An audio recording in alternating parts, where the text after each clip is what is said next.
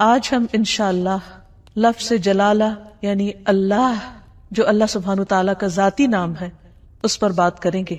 قرآن مجید میں اللہ سبحانہ تعالیٰ نے اپنا تعارف خود اللہ کے نام کے ساتھ کروایا ہے، اور اس کے لیے اس کا بہترین تعارف آیت الکرسی میں ہوا ہے۔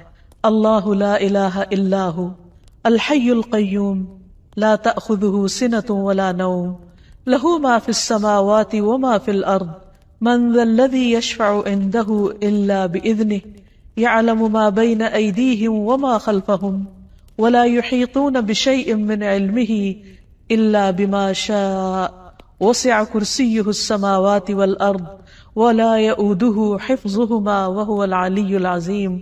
اللہ وہ ہے کہ اس کے سوا کوئی معبود نہیں، زندہ ہے، ہر چیز کو قائم رکھنے والا ہے، نہ اسے اونگ آتی ہے اور نہ نیند، جو کچھ بھی آسمانوں اور زمین میں ہے اسی کا ہے۔ کون ہے جو اس کے پاس اس کی اجازت کے بغیر سفارش کرے؟ وہ جانتا ہے جو کچھ ان کے سامنے ہے اور جو ان کے پیچھے ہے، اور وہ اس کے علم میں سے کسی چیز کا احاطہ نہیں کر سکتے مگر جتنا وہ خود چاہے۔ اس کی کرسی آسمان و زمین پر چھائی ہوئی ہے اور اسے ان دونوں کی حفاظت نہیں تھکاتی۔ وہ سب سے بلند اور سب سے بڑا ہے۔ یہ ہے اللہ رب العالمین۔ لفظ اللہ سبحانہ تعالیٰ کا ذاتی نام صرف اللہ ہی کے لیے مخصوص ہے۔ پوری کائنات میں اللہ کے نام سے سوائے اس کے کوئی بھی نہیں جانا جاتا، کسی اور کا یہ نام ہے ہی نہیں۔ ہل تعلم لہ سمیہ؟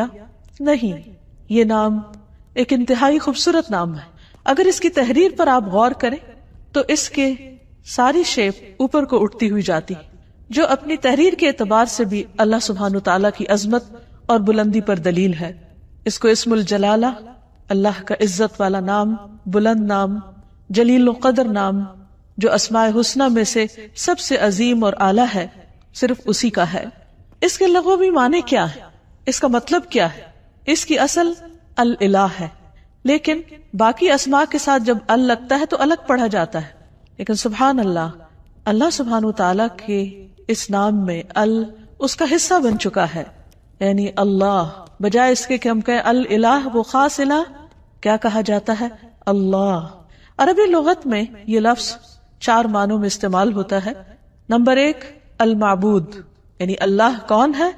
وہ جو معبود ہے، خاص الہ ہے جس کی عبادت کی جاتی ہے۔ نمبر 2 الملجا، جس کی پناہ لی جاتی، خوف میں، غم میں، پریشانیوں میں، جس کی طرف رجوع کیا جاتا ہے، جو پناہ گاہ ہے۔ نمبر 3 المفزوع الیہ، یعنی گھبراہٹ میں جس کی مدد حاصل کی جاتی ہے۔ جب سارے سہارے ٹوٹ جاتے ہیں تو ہر انسان، خواہ وہ اس کو نہ بھی مانتا ہو، پھر بھی اسی کی طرف لوٹتا اور پلٹتا ہے۔ اور چوتھا معنی ہے المحبوب، وہ محبوب جس کے ساتھ عظیم محبت ہو، ہر چیز سے بڑھ کر محبت ہو، اور اس کے بارے میں عقل حیران ہو۔ لا تدرکہ الابصار، جس کو نگاہیں نہ پا سکتی ہوں، وہ یدرک الابصار، اور وہ سب نگاہوں کو دیکھتا ہے، جانتا ہے کہ کون سی نگاہ کس طرف اٹھی ہے۔ تو اللہ سبحانہ تعالی دراصل ساری کائنات کا حقیقی معبود ہے، ان کا بھی جو اس کو مانتے ہیں اور ان کا بھی جو اس کو نہیں مانتے۔ الہ برحق وہی ہے جس کی عبادت کی طرف بندوں کے دل مائل ہوتے ہیں جب وہ اس کو دریافت کر لیتے ہیں، جب وہ اس کو پہچان جاتے ہیں، جب وہ اس کی نعمتوں اور اس کی بنائی ہوئی عظیم نشانیوں کو دیکھ کر اس کی طرف مائل ہو جاتے ہیں، جب ان کے دل اس کی وحدانیت کی گواہی دینے لگتے ہیں اور پوری انکساری اور عاجزی کے ساتھ اس کے آگے جھکتے ہیں، اسی سے امیدیں لگاتے ہیں، اسی سے ڈرتے ہیں، اسی کی عظمت دل میں پہچانتے ہیں، پھر اسی کی اطاعت کرتے ہیں، اپنی ضروریات اور مشکلات میں اسی کی طرف رجوع کرتے ہیں۔ وہ وہی الہ برحق ہے جو عرش سے لے کر اس ٹھہری ہوئی زمین کی گہرائیوں تک واحد الہ ہے، جس کے سوا کوئی اور الہ نہیں ہے۔ وہ عظیم و برتر ہے اپنی صفات میں اور ان کی بڑائی اور کمال اور جلال میں اور جمال میں۔ اس کے جتنے بھی نام ہیں، اس کی جتنی بھی صفات ہیں، وہ سب اسی کی طرف لوٹتی ہیں، یعنی اس کے ذاتی نام اللہ کی طرف۔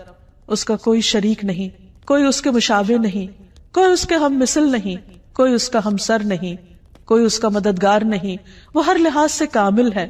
اللہ جو دلوں کے لیے باعث راحت ہے، جس کا ذکر، جس کا تصور جس کا خیال اور جس پر ایمان دلوں کے اطمینان کا ذریعہ ہے۔ انسان جب اس کو دریافت کر لیتا ہے، جب اس کو پا لیتا ہے، جب اس کو پہچان لیتا ہے تو پھر ہر چیز سے بے نیاز ہو جاتا ہے۔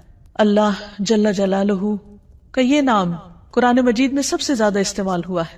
2500 سے زیادہ بار لفظ اللہ قرآن مجید میں مختلف جگہوں پر آیا ہے، مختلف آیات میں، اور جس آیت میں اللہ سبحانہ تعالیٰ کا تعارف کروایا گیا وہ آیت الکرسی قرآن مجید کی سب سے بڑی آیت شمار ہوتی ہے۔ ابی ابن کعب سے مروی ہے کہ نبی صلی اللہ علیہ وسلم نے ایک مرتبہ ان سے پوچھا کہ قرآن کریم میں سب سے عظیم آیت کون سی ہے؟ انہوں نے کہا اللہ اور اس کا رسول جانتے ہیں۔ نبی صلی اللہ علیہ وسلم نے ان سے پھر کئی بار پوچھا تو اس پر انہوں نے عرض کیا آیت الکرسی۔ اس پر آپ بہت خوش ہوئے اور فرمایا کہ ابو المنذر تمہیں علم مبارک ہو، یعنی واقعی تمہارے پاس علم ہے، تم جانتے ہو کہ اللہ کون ہے، اور اس کا تعارف قرآن مجید میں جس آیت میں ہے وہ آیت اسی بنا پر سب سے بڑی آیت شمار ہوتی ہے۔ پھر ہر رسول نے اپنی اپنی امت کو اللہ ہی کی عبادت کی طرف بلایا، اسی الہ کی طرف متوجہ ہونے کے لیے کہا۔ قرآن مجید سے ہمیں پتہ چلتا ہے کہ جس قوم میں بھی کوئی نبی جو آیا اس نے لوگوں کو اللہ کی عبادت ہی کی دعوت دی۔ ارشاد باری تعالیٰ ہے وَلَقَدْ بَعَثْنَا فِي كُلِّ أُمَّةٍ رَسُولًا أَنِ اعْبُدُوا اللَّهَ وَاجْتَنِبُوا الطَّاغُوتَ۔ ہم نے ہر امت میں ایک رسول بھیجا جو انہیں یہی کہتا تھا کہ لوگوں اللہ کی عبادت کرو اور طاغوت سے بچو، یعنی غیر اللہ کی عبادت سے بچو۔ نبی صلی اللہ علیہ وسلم نے بھی لوگوں کو اللہ سبحانہ تعالیٰ ہی کی عبادت کی طرف بلایا۔ ربیہ بن عباد دیلمی سے روایت ہے، یہ وہ صحابی ہیں جنہوں نے جاہلیت کا زمانہ بھی پایا اور پھر مسلمان ہو گئے۔ تو یہ کہتے ہیں کہ انہوں نے نبی صلی اللہ علیہ وسلم کو ذو المجاز نامی بازار میں دیکھا، آپ لوگوں کو لا الہ الا اللہ کی دعوت دے رہے تھے اور فرما رہے تھے کہ یا ایھا الناس قولوا لا الہ الا اللہ تفلحوا، اے لوگو لا الہ الا اللہ کہہ دو تو تم فلاح پا جاؤ گے۔